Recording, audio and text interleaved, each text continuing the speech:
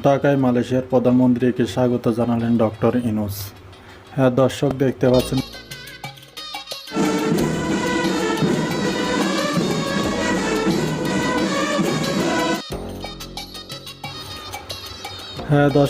দেখতে পাচ্ছেন সফর সূচি অনুযায়ী পরে যৌথ বিরতি দেওয়া হবে। ঘোষিত সূচি অনুযায়ী মালয়েশিয়ার প্রধানমন্ত্রী বঙ্গবন্ধু রাষ্ট্রপতি মোহাম্মদ শাহাবুদ্দিনের সঙ্গে সাক্ষাৎ করবেন।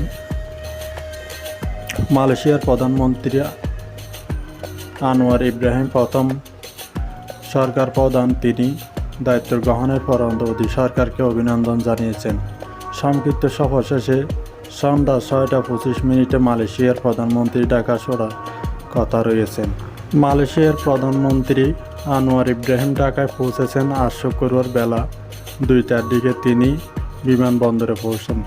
অন্তর্বর্তী সরকারের প্রধান উপদেষ্টা ডক্টর মোহাম্মদ ইউনূস তাকে স্বাগতম জানিয়েছেন।